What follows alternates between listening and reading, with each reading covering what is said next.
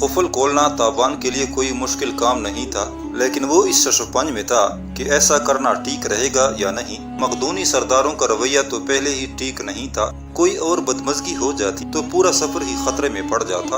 وہ انہی سوچوں میں گم تھا کہ لکڑی پر ضربوں کی صدا پھر آنے لگی۔ رات کے سناٹے میں یہ صدا نسبتاً واضح تھی۔ صاف محسوس ہو رہا تھا کہ تہہ خانے میں کوئی جاندار موجود ہے۔ تابان نے دبے پاؤں جا کر کشتی کے اندرونی حصے میں جھانکا۔ اس کے ہمراہی سو رہے تھے۔ وہ خاموشی سے واپس آیا، کشتی میں سے تھوڑا سا پانی کھینچا، پھر بلی کی چال چلتا تہہ خانے کے دروازے کی طرف آ گیا۔ یہ دروازہ ایک تختے کی صورت میں تھا جس نے تہہ خانے میں اترنے والے خلا کو ڈانپ رکھا تھا۔ دروازہ بند ہو کر فرش کا حصہ بن گیا تھا۔ تابان نے گھٹنوں کے بل جھک کر دروازے کی دراز سے کان لگا دیے۔ کچھ دیر سن گن لیتا رہا، کوئی آواز نہیں آئی۔ اس نے اہلی قفل کی مدم ضربوں سے دروازے پر دستک دی۔ یکایک اندر سے وہی کٹ پٹ کی صدا آنے لگی۔ صدا کے آہنگ سے صاف ظاہر تھا کہ اندر جو کوئی بھی ہے انسان ہے، لیکن اگر انسان ہے تو پھر چیختا چلاتا کیوں نہیں؟ شاید اس کا منہ بند کر دیا گیا ہے۔ تھوڑی دیر اندر کی آوازیں سننے کے بعد تابان دو زانوں بیٹھ گیا۔ اس نے اپنے بھیگے بالوں میں سے ایک آہنی چمٹی نکالی۔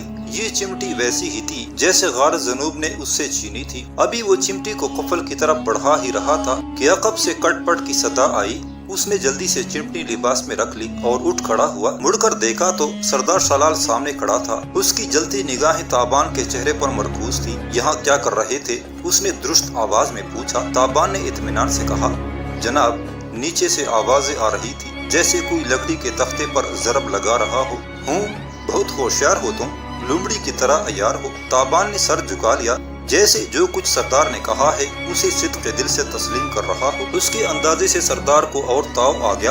پھنکار کر کہنے لگا، بڑا شوق ہے تمہیں تہہ خانے میں دیکھنے کا، دکھا دیں گے، ذرا ایک دو دن ٹھہر جاؤ، جیسے آپ کی مرضی۔ تابان نے ہاتھ باندھ کر کہا، اب جاؤ، جو کام تمہارے ذمہ تھا وہ کرو۔ تابان خاموشی سے گم کر باہر آ گیا۔ پانی کھینچنے والے برتن کے ذریعے پانی کھینچنے لگا۔ تابان ایک سخت جان شخص تھا، لیکن گوشت پوش کا تھا۔ تمام رات سردی میں بھیگنے کی وجہ سے اگلے روز اسے سخت بخار ہو گیا۔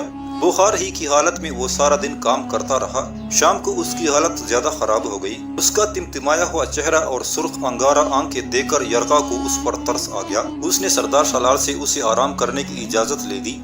فراغت پاتی ہی تابان نڈھال ہو کر بستر پر گر گیا۔ اس کا سارا بدن درد سے پٹ رہا تھا اور سینے میں آگ سی روشن تھی۔ بخار کی وجہ سے اس پر غنود کی تاری ہو گئی اور وہ عجیب بے سروپا خواب دیکھنے لگا۔ کبھی وہ خود کو گھوڑوں اور خونخوار کتوں کے آگے بھاگتے ہوئے پاتا، کبھی خود کو آہنی شکنجوں میں جکڑا ہوا دیکھتا اور یونانی آقاؤں کے گھوڑے تابڑ توڑ اس کے جسم پر برستے۔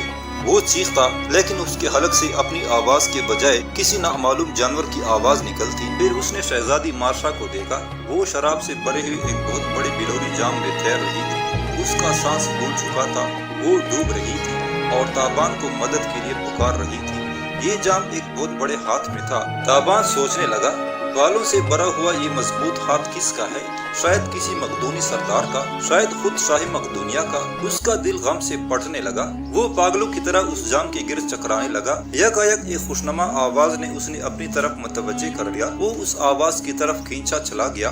کھیتوں سے گرے ہوئے ایک طویل راستے سے گزر کر وہ ایک گاؤں میں پہنچ گیا۔ یہاں اس نے کورا کو دیکھا۔ وہ ایک محفوظ چار دیواری میں ہمدرد لوگوں کے درمیان موجود تھی۔ اسے دیکھ کر تابان تھوڑی دیر کے لیے مارشا کا بے پناہ غم بھول گیا۔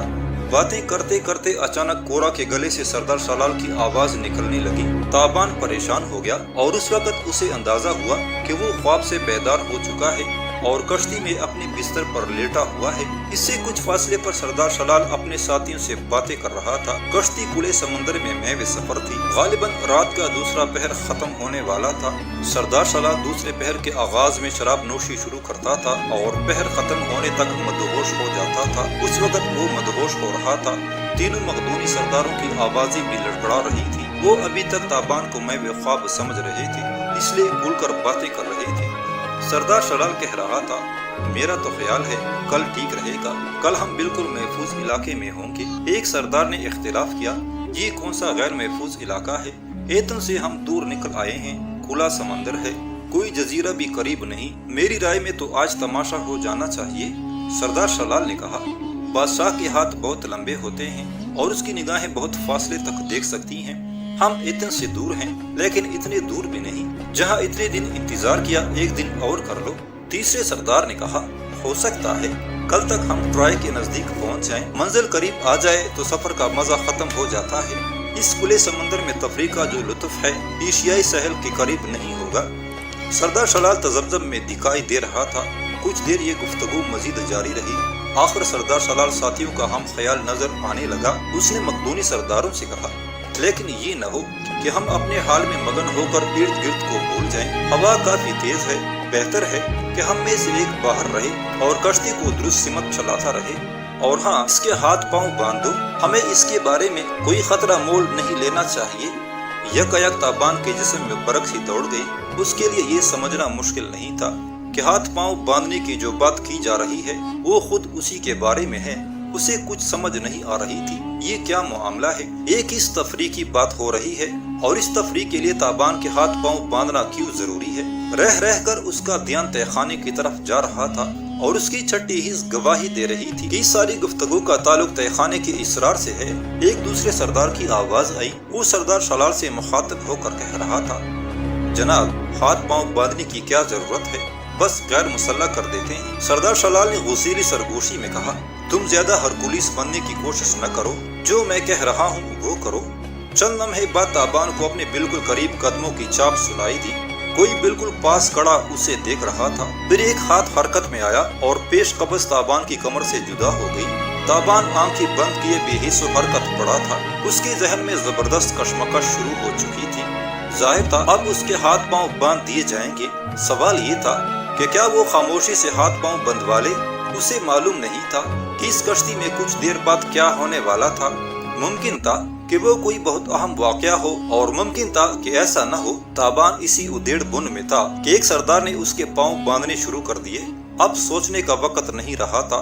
ताबान ने फैसला कर लिया कि वो फिलहाल मज़ाहमत नहीं करेगा। पांव बंध गए तो एक सरदार ने बेदर्दी से उसकी पसली में ठोकर मारी। वो कराह कर उठ बैठा। सरदार शलाल ने झपट कर उसके दोनों बाजू पुश्त की तरफ मोड़ दिए और यरगा जल्दी जल्दी कलाइयों को रस्सी से जकड़ने लगा।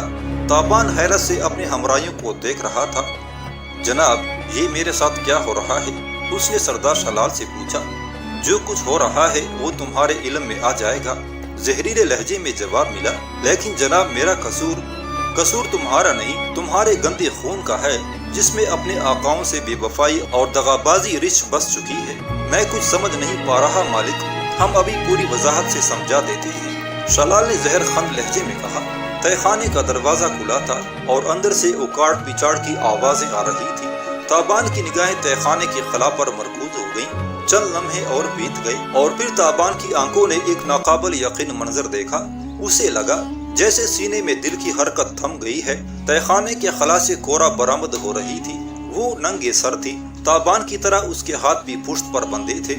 उसके मुंह में कपड़ा ठोंस कर ऊपर से पट्टी बांध दी गई थी। वो उसी लिबास में थी जिसमें ताबान ने एक हफ्ता पहले उसे एथेंस के नवाही गांव में छोड़ा था। कोरा के पीछे ही पीछे एक मकदूनी सरदार बरामद हुआ। उसके हाथ में उरियान तलवार थी जिसकी नोक वो बार बार गोरा के जिस्म से लगा देता था।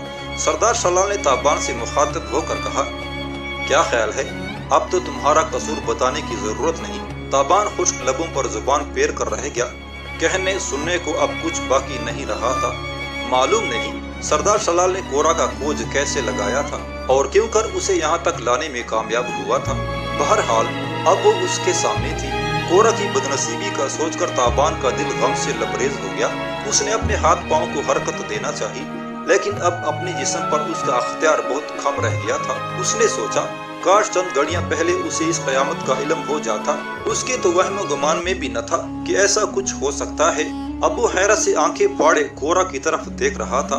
वो बेबसी की तस्वीर बनी उसके सामने थी और बेरहम शिकारी सफाक नजरों से उसका निशाना ले रहे थे। ताबान ने बड़ाए हुए लहजे में कहा, सरदार शलाल, जो कुछ तुम करोगे ये ठीक नहीं होगा। सरदार शलाल ने बदमश कहकहा लगाया, और जो कुछ तुमने किया वो ठीक था। पहले मुझे धोखे में रखा। ये लड़की शाही महल में होने वाली इबादत में हिस्सा लेगी, और जब इबादत का दिन नजदीक आया तो इसे रथ में बिठाकर शहर से बाहर ले गए। रथबान को बेहोश किया और लड़की को भगाकर खुद भी जख्म लगा लिया। लगता है एथेंस के किसी थिएटर में अदाकारी करते रहे हो तुम, मगर हकीकत और अदाकारी में बहुत फर्क होता है। حقیقی زندگی میں مہم جو بننے والے کو کبھی کبھی کتے کی موت بھی مرنا پڑتا ہے۔ سردار شلال کی باتوں سے صاف ظاہر تھا کہ وہ لوگ ڈرا دھمکا کر کورا سے سب کچھ پوچھ چکے ہیں۔ کورا کے ہاتھوں کی رسی اب تلوار سے کاٹ دی گئی تھی اور اس کے منہ سے کپڑا بھی نکال لیا گیا تھا۔ آزادی ملنے کے باوجود وہ قطعی بے بس تھی۔ چار ہٹے کٹے افراد کے نرغے میں وہ کیا کر سکتی تھی؟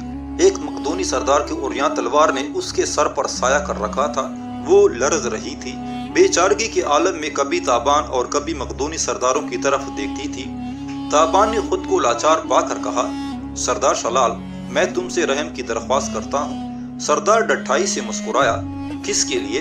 لڑکی کے لیے یا تم دونوں کے لیے؟ تابان نے کہا، کیا مطلب؟ کیا میرے خون سے ہاتھ رنگنے کا فیصلہ بھی ہو چکا ہے؟ بالکل، سردار شلال نے اطمینان سے کہا، یہ فیصلہ اسی روز کر لیا گیا تھا جب تم نے اس کشتی پر پہلا قدم رکھا تھا۔ تابان کی ذہین نگاہیں اپنے ہمراہیوں کے چہرے ٹٹول رہی تھی۔ ان چہروں پر اسے اپنے اور کورا کے خون کے چینٹوں کے سوا کچھ نظر نہیں آ رہا تھا۔ وہ تھوک نگل کر بولا، مجھے مار دو گے تو شاہی مقدونیہ کو کیا جواب دو گے؟ شلال نے شراب کا نیا جام بڑھتے ہوئے کہا، یہ تم نے قطعی غیر اہم سوال کیا ہے۔ ایسی خطرناک مہم میں کام آ جانے والے کے لیے سکندر ہم سے کیوں پوچھ گچھ کرے گا؟ بہرحال ہم اس کی نگاہوں میں تمہارا مقام بلند ہونے نہیں دیں گے۔ کوئی ایسی کہانی سنائیں گے جس سے ظاہر ہو کہ تم اپنی جلد بازی اور بے وقوفی سے موت کے منہ میں گئے تھے۔ تابان نے کچھ سوچتے ہوئے کہا، اگر میں کہوں کہ واپس جا کر شاہی مقدونیہ سے کورا کے بارے میں کچھ نہیں کہوں گا اور باقی سفر میں ہر طرح تمہارا اطاعت گزار رہوں گا تو… سردار شلال نے ایک نظر تابان کے چہرے پر ڈالی، پھر زور زور سے ہنسنے لگا۔ اس کے کہے سمندر کی بے قرار وسعت میں دور تک تیرتے چلے گئے۔ اس کے ماتحتوں نے بھی حت المقدور اس کا ساتھ دیا۔ بسد مشکل اپنے کہکہوں پر قابو پاتے ہوئے اس نے تابان کی طرف انگلی اٹھائی اور ساتھیوں سے مخاطب ہو کر بولا، دیکھ رہے ہو یہ فرق ہوتا ہے اعلیٰ اور ادنا خون میں۔ موت کو سامنے دیکھا ہے تو ساری جوانمردی بھول گئی ہے۔ کہتا ہے لڑکی کے ساتھ جو کچھ بھی کرو مجھے چھوڑ دو، ہا ہا ہا۔ دیکھی ہے یہ جوانمردی؟ اس نے آگے بڑھ کر ایک زوردار ٹوکر تابان کے سر میں ماری، غصے سے چیخ کر بولا، بدبخت، تیرا انجام اس لڑکی سے زیادہ برا ہوگا۔ ہم تجھے توڑا توڑا کاٹ کے سمندر میں پھینکیں گے۔ تیرا جسم تیری آنکھوں کے سامنے گوشت کی آخری بوٹی سے محروم ہوگا۔ یہ ہمارا وعدہ ہے۔ تم نے قتل کا ایسا فنکارانہ طریقہ زندگی میں کبھی نہیں دیکھا ہوگا۔ تم نے کیا سمجھا تھا سردار شلال کو دھوکہ دے لو گے، شیر کے منہ سے نوالا چھین لو گے، سیلاب کے دھند ریلے سے ایک حقیر تنکے کو بچا لو گے؟ اپنی طرز کے بے مثال بے وقوف ہو تم۔ تمہاری سزا بھی نوعیت میں بے مثال ہوگی۔ سردار شلال کی خوفناک باتیں سن کر کورا رونے لگی۔ اس کی خوبصورت آنکھوں میں خوف کا سمندر موجزان تھا۔ خاموش ہو جا، سردار شلال نے اسے بری طرح جھڑکا۔ وہ دونوں ہاتھوں سے ہونٹ ڈام کر اپنی سسکیاں روکنے کی کوشش کرنے لگی۔ تابان کو کچھ سمجھائی نہیں دے رہا تھا، وہ کیا کرے؟ در حقیقت وہ دونوں لوہے کے جال میں پھنس چکے تھے۔ اس تاریک آسمان کے نیچے اور بے قرار سمندر کے اوپر وہ چار ویشیوں کے رحم و کرم پر تھے۔ کوئی اس کشتی میں ان کی مدد کو آنے والا نہیں تھا۔ تابان کو اپنی جان کی پرواہ نہیں تھی، ایسی پرواہ اس نے کبھی کی ہی نہیں تھی۔ لیکن کورا کی مصیبت کا سوچ کر اس کا دل خون ہو رہا تھا۔ وہ کسی بھی قیمت پر کورا کو بچا لینا چاہتا تھا۔ کورا جو شہزادی مارشا کی خادمہ خاص تھی اور جس کے چہرے پر تابان کو شہزادی کے حسن کا سایہ نظر آتا تھا۔ تابان نے بے پناہ قوت کے ساتھ اپنے ہاتھوں کو جنبش دینا چاہی۔ بان کی مضبوط رسی اس کے گوشت میں دھنسنے لگی۔ باندھنے والے نے اسے بڑی احتیاط سے باندھا تھا۔ وہ اپنی یا کورا کی مدد کرنے سے بالکل معذور تھا۔ یکایک اس کے کانوں میں سازوں کی آواز گونجنے لگی۔ اس نے سر اٹھا کر دیکھا، دو مقدونی سردار کانسی کے بنے ہوئے لمبے لمبے باجے بجا رہے تھے۔ سردار یرغا مطبخ سے ایک خالی دیگچا اٹھا لایا اور ڈھولک کی تاپ دینے لگا۔ سردار شلال لکڑی کے فرش کو پاؤں سے بجا بجا کر بے ڈنگے پن سے ناچنے لگا۔ اس کی آنکھیں نشے سے سرخ ہو رہی تھی۔